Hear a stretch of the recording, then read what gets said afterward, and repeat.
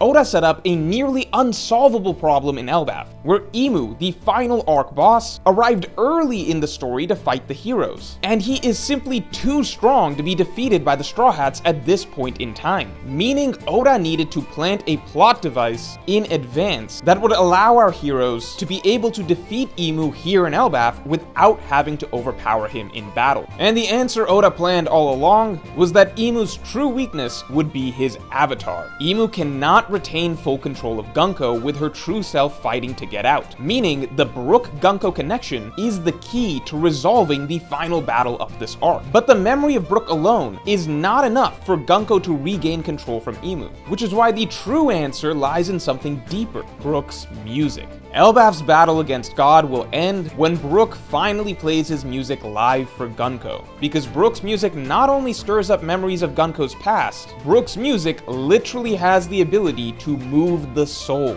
This is the counter to Imu's powers. The devil rules by controlling the souls of others, through Dami Reversi, through demonic pacts, and even through possessing his subordinates. But in One Piece, freedom will always win out over control, and music is the sound of freedom. So today we're going to be piecing together the past of Gunko and Brook and the truth of what happened, what that is leading to for Brook's big moment against Imu and Elbaf, and why Brook as a character is far more important than readers realize, not just for the Elbaf arc, but for the end of One Piece itself. But before we get into it, make sure to subscribe. But first, if you want to use a high-quality VPN for less than $3 a month, Surfshark is offering that deal to my viewers right now. Surfshark VPN is the sponsor of this video, and in case you don't know what VPNs are, most people are using VPNs when they're online nowadays, as it's a necessity to make sure that your data is not stolen. And Surfshark in particular can even warn you about scam emails. But the best part is that VPNs also allow you to change your location online to anywhere you want on the globe. And that gives you so much more access to free movies, TV shows, and so on. For example, there are anime that are free on Netflix for streaming, but only in Japan. But with Surfshark, you can just change your location to Japan and get free access with the click of a button. Now, VPNs are generally pretty expensive. They tend to cost about $15 a month. But Surfshark is a world-class, award-winning VPN with over 4,500 servers in 140 locations, and it is offering my viewers right now a deal for less than $3 a month. And you could keep that price for up to 2 years. And if you follow my link, you get an extra 4 months free of Surfshark VPN. So just go to surfshark.com/Morge or use code Morge at checkout to get your Surfshark deal today for less than $3 a month and 4 extra months free. Just follow the link or you can scan the QR code below.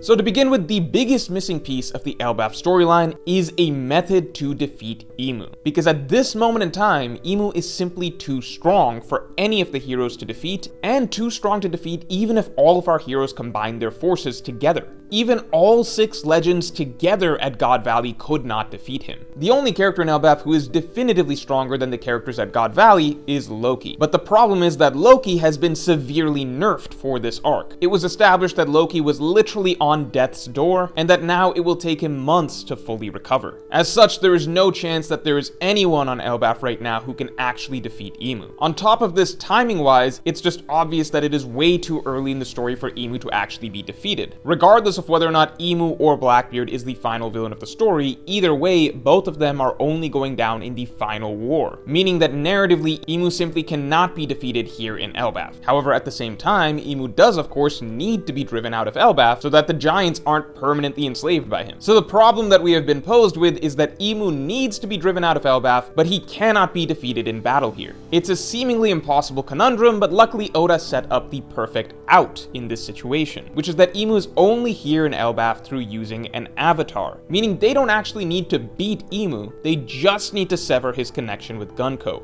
which would force Imu back to Marijua. So then how can Imu be driven out? How can his connection with Gunko be severed? We know that Haki is not going to be enough to do it, because again, the 6 legends at God Valley's combined Haki output could not drive Imu out. It would likely require Joy Boy level Haki to force Imu out of Elbaf, and Luffy simply is not there yet. That means that there needs to be another route, and the answer is staring us in the face. All the pieces for Imu's defeat in Elbaf were dropped for us in this chapter. We saw that the memories of Brook stir up such strong emotions in Gunko that they actually allowed Gunko to regain control of her body, wresting it away from Imu. And on top of this, we also learned that Brook's music actually carries even more significant memories for Gunko. And even before Gunko saw Brook in Elbaf in the first place, we were already shown that Gunko listening to music helped rouse her sense of freedom deep within her subconscious. Brook and his music is the plot device that Oda planted, so as to write a scenario where Imu could be driven out of Elbaf without Luffy being strong enough yet to actually defeat Imu in battle. Now, you might be hearing this and saying that that's too easy, and maybe that it seems too random for Brook, out of all the Straw Hats, to be the one to actually defeat God in a sense. But there is actually a tremendous amount of depth to this narrative setup that goes way back in the story of One Piece. And to fully understand the ideas leading up to this, of God being defeated by music of all things, we need to first understand the story of Gunko that is being set up, and the broader significance of Brook in the story as a whole.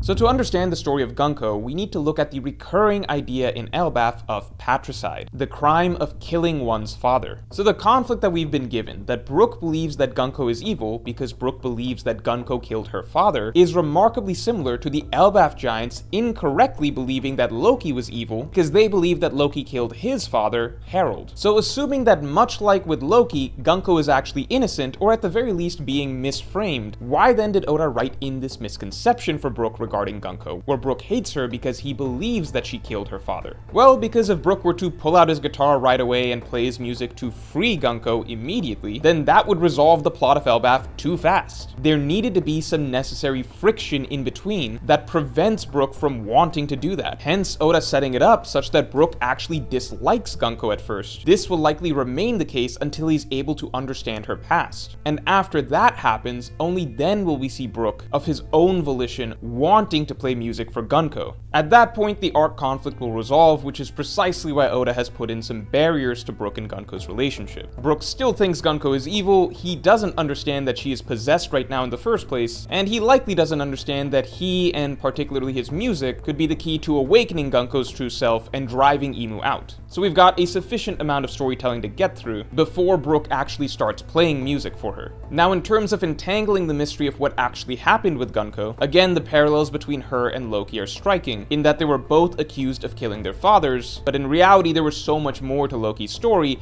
and in reality there likely is a lot more to Gunko's story that, once revealed, will prove her innocence. Especially because in both cases we know that Imu's meddling was the true underlying problem. I wouldn't be surprised if Gunko was marked with the brand and then forced to kill her father, or alternatively, if Gunko's father, much like Harold, was marked with the brand, was turned evil and then had to be killed, with Gunko then taking the blame for that. We know that after all this, Gunko herself was branded and made a servant of Imu. I would also add one very interesting detail to Gunko's story, which is that Gunko has blue hair. We know Imu's obsession with the Nefertari women, Lily and Vivi, who have blue hair. I do wonder if that played any sort of role in Imu coveting Gunko. But that is of course speculation for another time. So putting it all together, the story of Elbaf needs to reach a point where Brook can realize the truth about Gunko and her innocence, after which he would want to try to free her, and may then realize that playing his music could be a trigger to reawaken her and free her from Imu's control. And I believe the key to Brook realizing the truth about Gunko may actually come from Loki, very possibly after Brook learns about Loki's story, and the truth about Loki supposedly killing his father Harold in cold blood. That may put the pieces together for Brook, with him recognizing what may have actually happened with Gunko and her father in the past. This would also neatly tie together the ongoing ideas of Elbaf's storyline so far, with Brook's own past that is coming to light this arc. But when I say that Brook's music can free Gunko, what exactly do I mean? What can we expect to happen?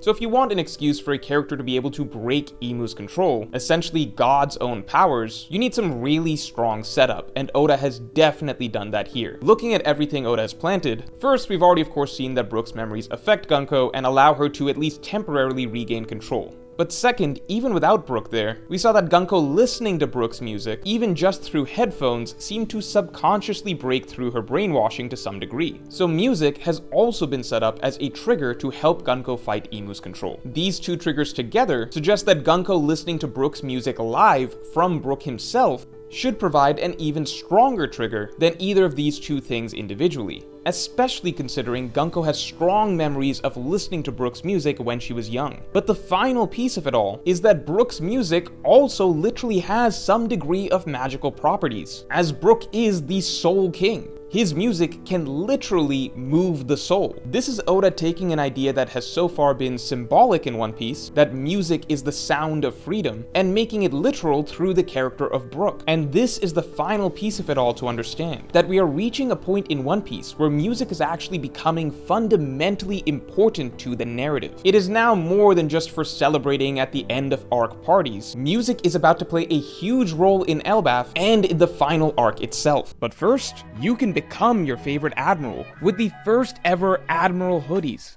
The Magma hoodie, the Ice hoodie, and the Light hoodie. And the best part is, for the official launch of the Admiral collection, this month, all hoodies are $80 off. And on top of that, if you buy 2 hoodies, you get the third one free. These are 100% cotton, multicolored jacquard hoodies made to order with patterns literally knitted directly into the fabric. And right over the heart, you have the embroidered devil fruit detail. All hoodies are made to order and will take some time to ship. So go get your hoodies right now while they're $80 off, and you can buy 2, get 1 free before the deal runs out. Just hit the link in the description below.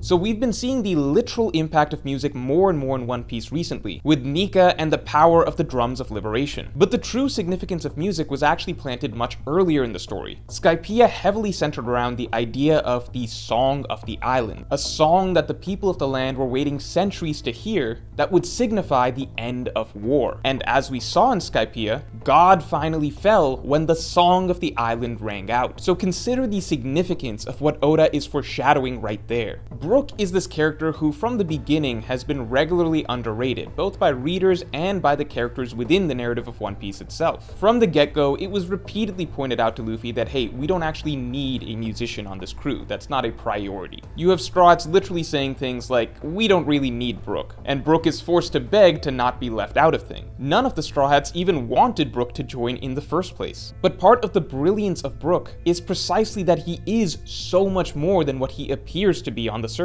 He's not just a shallow gag character, and even if the crew didn't initially realize it, a musician is an essential part of their journey. Because One Piece is about freedom, and music is the representation of freedom in One Piece. It is the sound of freedom that can move the soul, and they are going to need that power in the final war against a villain whose whole power is controlling others' souls. And we are going to see that first here in Elbaf. The end of this Elbaf war will come with music, as Brook will be the one to save Elbaf. Just as God's defeat so many hundreds of chapters ago was brought by the Song of the Island. So let me know in the comments below how you think Brook's role in the final battle of Elbaf will play out. And if you enjoyed this video, then definitely like and subscribe. And if you want to hear how the entire battle against Imu will go, before Brook swoops in to save the day, then you can listen to my weekly podcast by becoming a member or by supporting me on Patreon. Link in the description below. And make sure to get your amazing deal for Surfshark VPN for less than $3 a month and an extra 4 months free at surfshark.com/Morge, or use code Morge at checkout, link in the description below, or just hit the QR code.